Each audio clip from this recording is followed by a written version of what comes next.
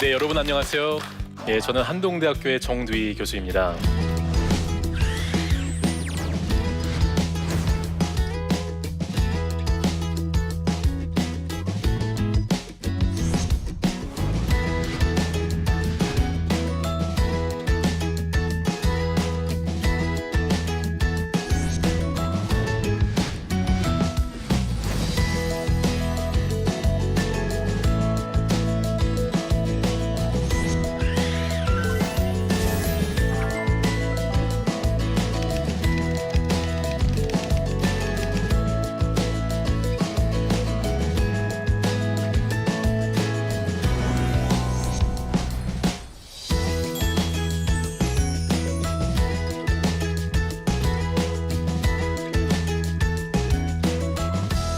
누가복음에서 예수님께서는요, 시대를 분별하는 게 굉장히 중요하다고 이야기를 했습니다. 우리는 시대의 변화를 잘 직시하고 분별하고 해석을 잘 해야 됩니다. 시대가 어떻게 돌아가고 있는지, 이 변화의 다음 단계는 무엇인지를 아는 것은 우리 크리스천들에게도 굉장히 중요한 일입니다. 미래학자 토마스 프레이를 만나서 인터뷰를 할 기회가 있었습니다. 토마스 프레이가 몇 가지 변수들을 토대로 해서 앞으로 조만장자가 등장할 가능성이 높은 분야를 선정을 했습니다. 그 중에서 몇 가지를 조금 보면은요, 첫 번째는 이 가상현실입니다. 가상현실은 이 다양한 분야의 광범위한 영역에서 활용이 돼서 이 생산성과 이 효율성을 정말 극적으로 높여주는 역할을 한 아주 중요한 기술이죠. 또 하나는 노화치료입니다. 모든 인간은 늙습니다. 또 모든 사람은 늙는 것을 싫어합니다. 그러다 보니까 젊음을 유지시켜주는 이런 종류의 영역은 거대한 자본이 쏟아질 수밖에 없는 거죠. 다른 하나는 3D 프린팅 장기입니다. 3D 프린팅이 지금 아주 빠른 속도로 개발이 되고 있습니다. 크게는 두 가지 종류의 방향으로 혁신이 이루어지고 있는데요. 하나는 이 3D 프린팅 제조 방식을 좀 더 빠르고 정교하게 하는 이 방법에 있어서의 혁신이고, 또 하나는 이 3D 프린팅의 소재가 되는 이 소재의 혁신입니다. 그런데 요즘에는요, 사람의 세포를 채취해서 이 바이오 소재를 이용해서 장기를 만들어내는 시대가 되고 있습니다. 내 간에 세포를 증식시켜서 이거를 3D 프린팅을 이용해서 내 간과 똑같은 모양의 장기를 만들어낼 수 있는 시대가 됐다는 거죠. 그 밖에 인스턴트 학습이라든지 즉석 수면, 뭐 이런 여러 가지 가능성이 높은 분야가 이제 소개가 되었고요. 토마스 프레이는요, 모든 가능성을 고려할 때 맨 처음 탄생할 조만장자는 단일 산업이 아니라 여러 산업 부문에 관여하는 사람일 것이다, 이런 얘기를 했고요. 인류의 근본적인 문제를 발견을 하고 해결할 수 있는 테크놀로지스트가 그 가능성이 높다라고 이야기를 하고 있습니다. 패스트 컴퍼니라고 하는 잡지가 있습니다. 이 잡지는요, 매년마다 The Most Innovative Companies라고 하는 세상에서 가장 창의적이고 혁신적인 기업들을 선정합니다. 가장 최근에 선정된 탑10 기업들을 보면은요, 이렇게 나와 있는데요. 이 기업들은 전부 다 테크놀로지에 의해서 비즈니스를 고도화시킨 기업들이고요. 우연의 일치일지는 모르겠지만 이 기업들의 CEO는 90%가 공학, 엔지니어링 전공을 가지고 있습니다. 자, 이게 우리가 지금 살고 있는 이 시장이 우리가 알지 못하는 사이에 테크놀로지가 산업을 바꾸고 있는 이런 구조로 지금 흐르고 있다는 거예요. 그 어떤 커피숍에서 IT 전공했다고 보너스를 더 주는 커피숍이 있겠습니까? 그런데 스타벅스는요, 천문학적인 돈을 들여서 IT 전문가들을 대거 영입하고 있습니다. 그리고 조직 전체를 디지털 트랜스포메이션을 아주 대대적으로 실시를 했습니다. 이런 현상들이 무엇을 이야기하는가? 부의 이동 방향이 달라졌다는 이야기입니다. 시장에서 가장 큰 수익률은 언제나 가장 희소한 자원을 가진 자의 몫이었습니다. 자, 그럼 지금 우리가 자주 이야기하고 있는 이 4차 산업혁명 시대의 가장 중요한 희소 자원은 무엇일까? 기술 자본입니다.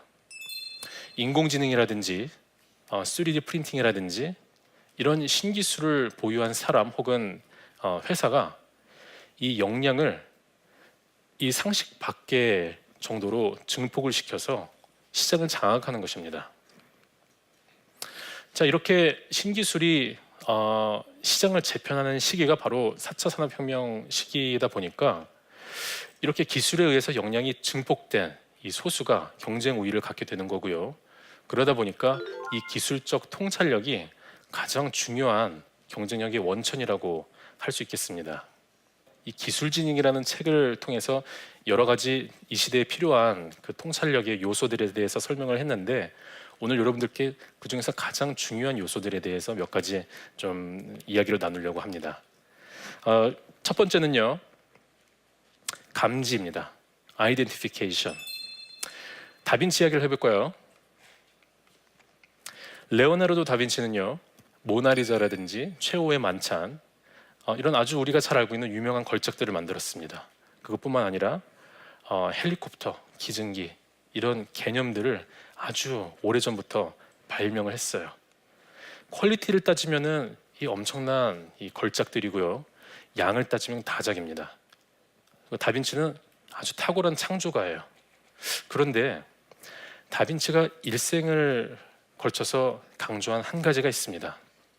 그건 뭐냐면은 다빈치가 기록을 많이 했습니다. 일기를 많이 썼고요. 그리고 스케치를 할 때마다 그 자신의 생각을 기록으로 남겼어요. 근데 이런 기록들에서 다빈치가 강조하는 것들을 보면은요, 가장 중요한 것은 이 보는 것, 관찰에 대해서 집요하리만큼 강조를 많이 했습니다. 예를 들어서 인간의 신체 부위를 완전하게 보려면 그것을 여러 각도를 통해 봐야 된다. 골격 구조와 근육의 관계를 세밀히 보지 않은 사람이 그린 그림은 마치 호두자루와 같은 뻣뻣한 누드밖에 되지 않는다. 뭐 이런 종류입니다. 관찰이 중요한데요. 근데 관찰에도 레벨이 있습니다. 가장 기본적인 레벨은요, 눈에 보이는 것을 잘 보는 겁니다. 사실 이것도 쉽지 않습니다. 다빈치가 그린 그림들, 모나리자라든지 뭐 최후의 만찬 이런 걸 보면은요, 아주 세심하고 세밀하게 그렸다는 것을 우리가 볼 수가 있어요. 이거보다 높은 단계는요, 보이지 않는 것을 관찰하는 것입니다. 레오나르도 다빈치는 해부한 신체가 39고 신체 해부도는 1750개입니다. 팔을 그리기 위해서는요, 팔 속에 있는 근육이 어떻게 생겼는지 알지 못한 사람이 그린 그림은 리얼한 그림이 아니다. 그래서 팔뚝 속에 있는 근육을 해부해서 관찰을 합니다. 이거보다 더 높은 단계의 관찰이 있을까요? 3단계는요, 존재하지 않는 것을 관찰하는 겁니다. 존재하지 않는 것을 관찰한다. 이게 무슨 말일까요? 뭐 헬리콥터라든지 이런 다빈치가 이 개념을 발명했던 이런 것들은 과거에 존재하지 않았습니다. 존재하지 않는 것을 관찰하는 게 가장 높은 수준의 관찰인데요. 중요한 거는 지금 우리 4차 산업혁명 시기가 이 존재하지 않는 것을 잘 관찰하는 게 더없이 중요한 시기입니다. 일단 기본적으로 AI라든지 드론이라든지 이런 기술들은 과거에 존재하지 않았던, 우리가 알지 못하던 그런 종류의 기술들이에요. 또 더 중요한 것은 우리가 뭔가 제품을 팔고 그리고 이 비즈니스를 할 때 사람들이 원하는 것을 이렇게 내놓는 게 중요하죠. 이를 위해서 사람들이 뭘 원할까, 사람들의 니즈를 살펴보는 게 굉장히 중요한 일입니다. 그런데 인공지능이나 이런 신기술이 쏟아져 나와도 사람들은 이 기술이 나에게 뭘 해줄 수 있을지 알지 못합니다. 스티브 잡스가 또 이런 이야기를 했죠. 소비자는 우리가 무언가를 보여주기 전에는 자신이 무엇을 원하는지 전혀 알지 못한다. 그 말은 뭐냐면 사람들 마음속에 존재하지 않는 이 니즈를 감지해낼 수 있는 고도의 통찰력이 필요하다는 거고요. 그게 지금 이 기술적인 혁명에 의해서 과도기를 겪고 있는 지금 우리에게 가장 중요하게 필요한 능력이라는 겁니다. 지금까지 이 산업을 거대하게 바꾼 이 리더들을 보면은요, 그 초기를 되돌아보면 이런 중요한 순간을 감지했던 그런 순간이 있습니다. 예를 들면 빌 게이츠를 볼까요? 1970년대 PC의 대중화를 예견하면서 PC가 앞으로 보편화된다면 PC 속에 들어가는 소프트웨어도 많아질 것이다. 우리가 소프트웨어 시장을 점유하자. 그래서 모든 가정에 MS 소프트웨어가 깔린 PC를 들어놓겠다라고 하는 비전을 갖고 마이크로소프트를 창업했습니다. 스티브 잡스는요, 이 PC가 앞으로는 손 안으로 들어올 것이다 를 예견을 하고 모바일 프로덕트에 총력을 다하게 되죠. 자, 우리가 이제 풀어야 될 숙제는 분명합니다. 지금 존재하지 않는 미래의 기회가 되는 것은 무엇일까? 이걸 찾아내는 게 지금 현재 이 과도기에 서 있는 우리에게 가장 중요한 질문이라고 할 수 있습니다. 자, 두 번째는 인플렉션, 증폭에 대한 이야기입니다. 지금 이 시대에 아주 중요한 개념이에요. 먼저 이 이야기부터 해볼까요? 아주 특이한 골프 내기 게임입니다. 첫 홀에서 지는 사람이 1,000원 벌금을 내고요. 매 홀마다 벌금이 2배씩 증가하는 겁니다. 자, 1홀에서는 벌금이 1,000원이고요. 2홀이 되면은 2,000원이 되죠. 3홀이 되면은 4,000원이 됩니다. 자, 이렇게 2배씩 늘어나는 건데요. 이 정도가 되면은 뭐 벌금이 별로 이렇게 많지 않네, 이렇게 우습게 생각하죠. 자, 그런데요, 10홀이 되면은요 51만 2천 원, 17홀이 되면 6,500만 원, 18홀이 되면 1억 3천만 원이 됩니다. 자, 이 벌금이 늘어나는 이 곡선으로 그리면 이런 모양이 되고요. 시작은 미약하지만 끝으로 갈수록 힘이 창대해지는 그런 곡선입니다. 이게 바로 요즘 이 실리콘밸리에서 기업들 또 투자자들이 주목하고 있는 익스포넨셜, 기하급수적 성장입니다. 기술혁명 시대에 이렇게 기하급수적으로 성장하는 종류의 비즈니스가 많이 있다는 거예요. 자, 그럼 우리는 이런 질문을 해볼 수가 있죠. 무엇이 기하급수를 만드는가? 그 피터 디아만디스라고 하는 싱귤라리티 대의 교수가 기하급수적으로 성장한 여러 기업들을 보고 이 공통점을 뽑아냈습니다. 자, 첫째는 늘어나는 정보에 의존한다. 둘째, 소유하지 말고 동환한다. 셋째, 지능화를 더한다. 자, 어떤 이야기인지 조금 더 구체적인 이야기를 한번 해보겠습니다. 나브텍이라고 하는 회사가 있었습니다. 도로망 센서 업체입니다.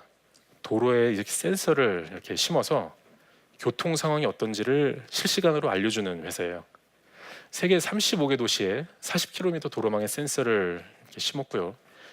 이 실시간 교통 감시 시스템 구축하는 업체 중에서는 거의 독보적인 기업이었죠. 언제부턴가 이스라엘에 웨이즈라고 하는 회사가 등장을 합니다.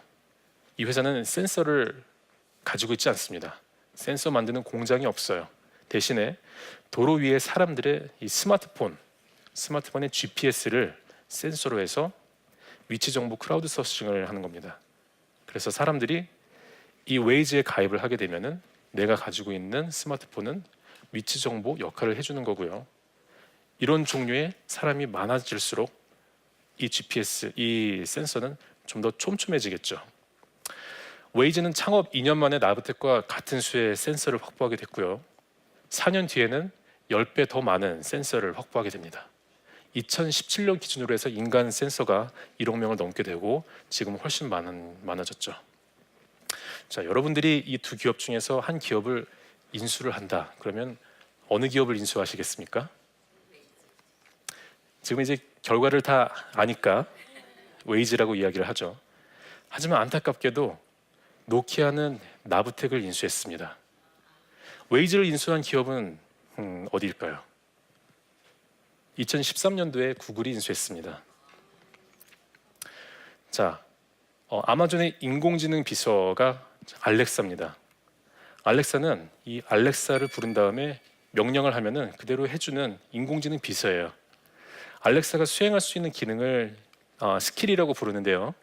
2016년 처음 나왔을 그 당시에 1월에 알렉사의 스킬은 30개 정도였습니다.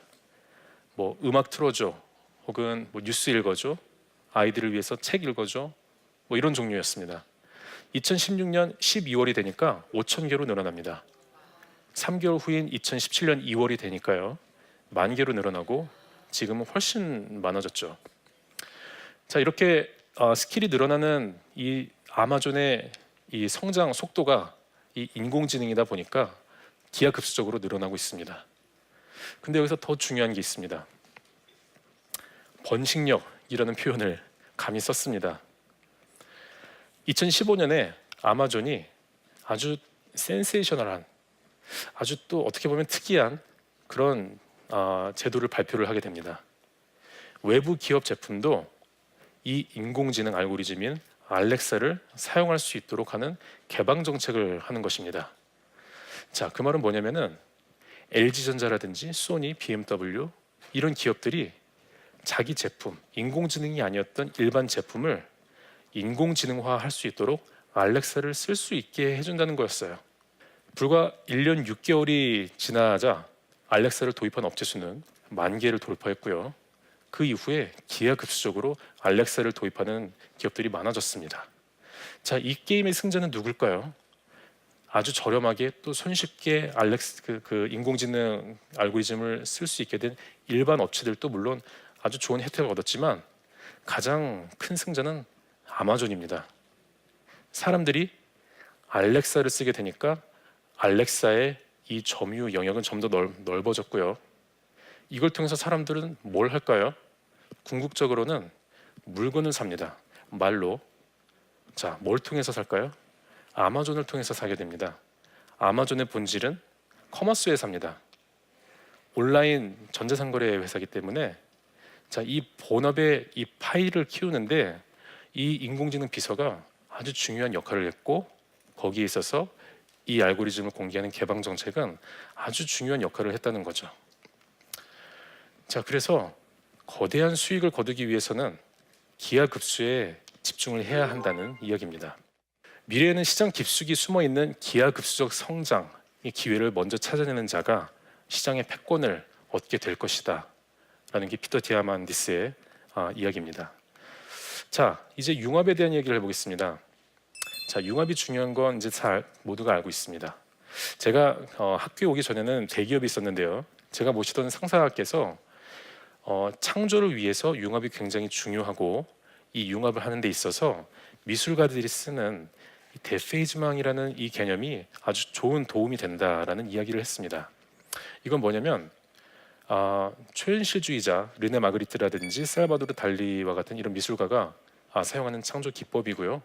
이런 게 지금 시점 기술혁명 시대에 다시 한번 어쩌면 더욱더 중요한 개념이 되었어요.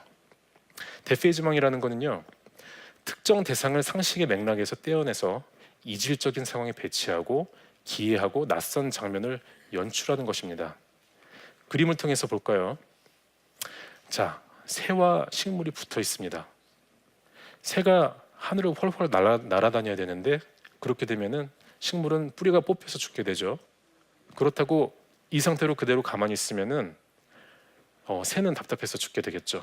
서로 같이 붙어 있을 수 없는 존재를 붙여놨고 이게 예술적으로 좀 미학적으로 아주 특이한 기이한 그런 분위기를 연출해내고 있습니다. 자, 4차 산업혁명 시대가 되면서 이런 데페이즈망적인 결합이 더 많아지고 중요성이 더 커지고 있습니다. 왜냐하면 인공지능이 등장을 하고 여기에 딥러닝이라는 알고리즘이 세상에 이렇게 소개가 되고 있는데 이 기술에 대한 용도, 사용처, 사용 분야는 정해져서 나오는 것이 아닙니다. 인공지능이 사용될 수 있는 분야는 굉장히 광범위하고 어떻게 사용할까는 사람들의 상상력에 의해서 좌우되는 부분이 굉장히 많습니다. 자율주행 기술이 아주 빠르게 발전을 하고 있는데요. 자율주행 기술은 사실 이제 제도적인 문제, 국가에서 허용을 아직 해주지 않는 문제 때문에 상용화가 되고 있지는 않습니다. 그렇다면 이 기술은 사장되는 기술인가? 절대 그렇지 않습니다. 자율주행 기술은 자동차 기술로만 볼 수가 없습니다. 다른 영역에 전혀 상관없을 것 같은 영역에 얼마든지 결합이 될 수 있는 거죠. 조금 재미로 좀 새로운 결합을 한번 볼까 합니다. 자율주행 기술이 회의실 의자에 결합이 됐습니다.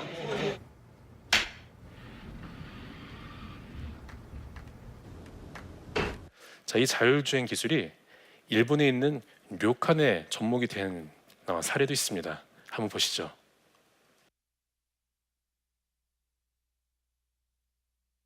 자, 정리하면은 기술혁명 시대는요, 낯선 기술이 동시다발적으로 등장하는 시대입니다. 그리고 이질적인 상황에 기술을 적절히 창의적으로 배치해야 되는 시대입니다. 그 결과는요, 기이하고 낯선 장면을 연출해야 되는 그런 시대예요. 이 융합이 굉장히 중요한 시대이고요. 대페이지망이 아주 중요하게 요긴하게 활용될 수 있는 분야라고 할 수 있겠습니다. 철학자 헤겔이 이런 이야기를 했습니다. 씨앗이 땅에 떨어지면 씨앗은 씨앗이라는 자기 존재를 부정하고 새싹을 내며 꽃을 피운다. 그러나 때가 되면 꽃은 꽃이라는 자신의 존재를 부정함으로써 열매를 맺게 된다. 자, 무슨 이야기인가요? 굉장히 심오하고 어려운 이야기죠. 하지만 이건 지금 이 변화의 과도기에 있는 또 기술혁명 시대에서 아주 중요한 이야기를 하고 있습니다. 자기 부정. 씨앗이라는 자기 존재를 부정하지 않고서는 싹으로 거듭날 수가 없습니다.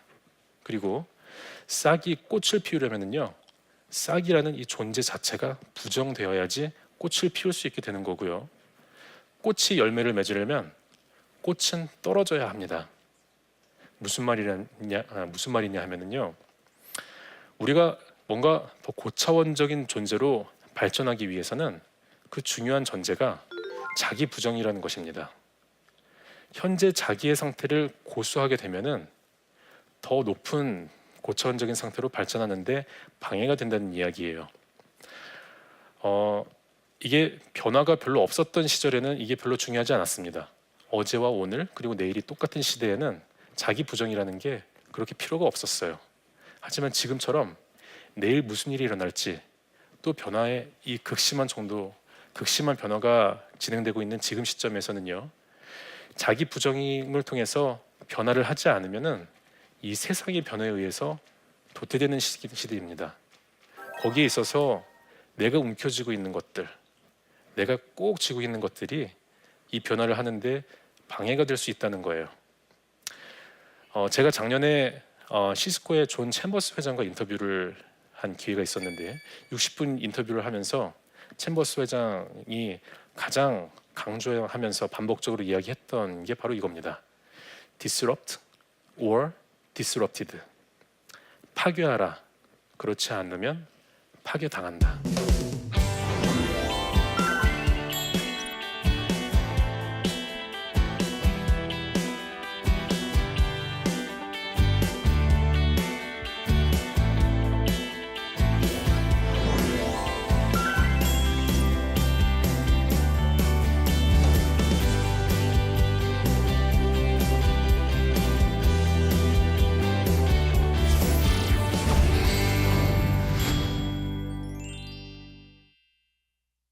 네, 강의를 듣고 질문을 주신 분들이 있습니다. 질문을 몇 개 볼까요?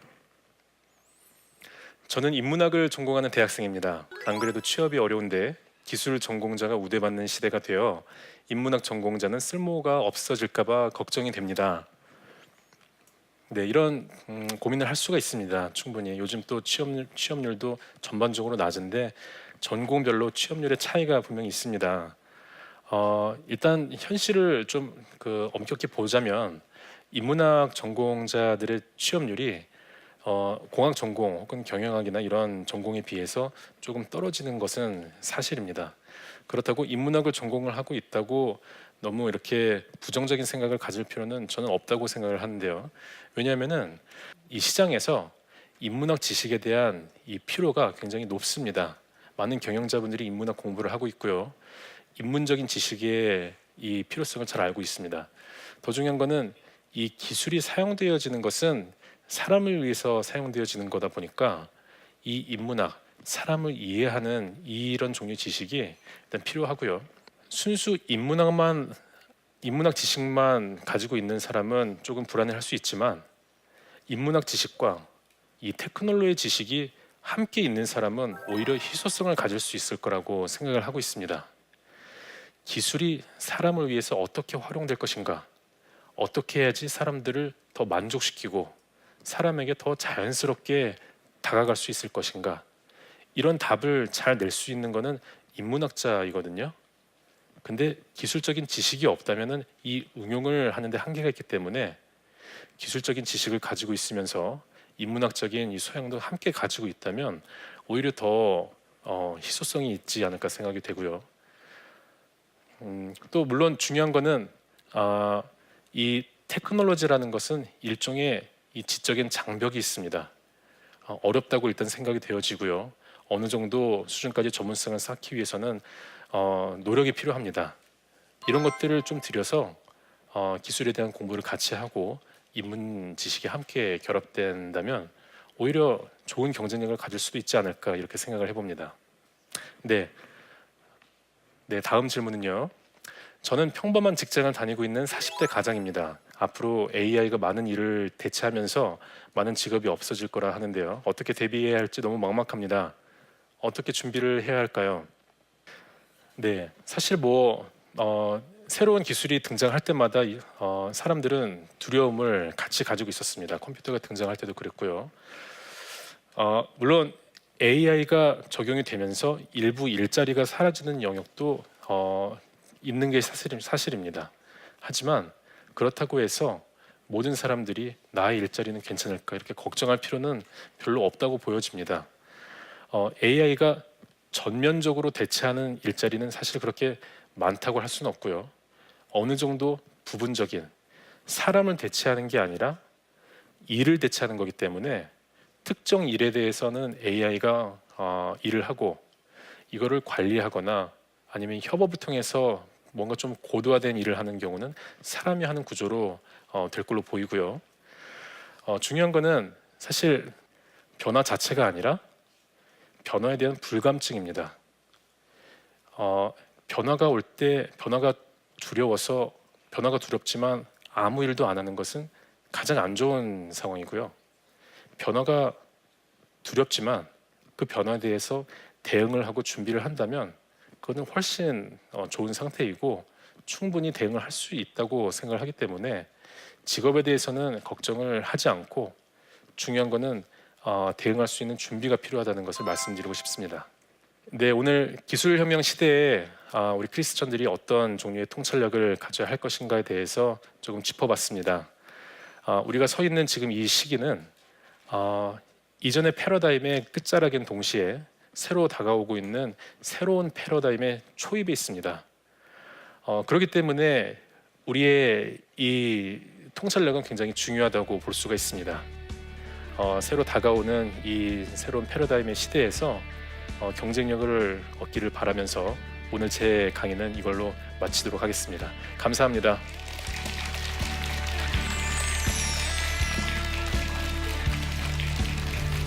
안녕하세요. 저는 장로신학대학교에서 기독교 교육을 가르치고 있는 신형섭 교수입니다. 여러분 가정에서는 가정 예배를 드리고 계신가요?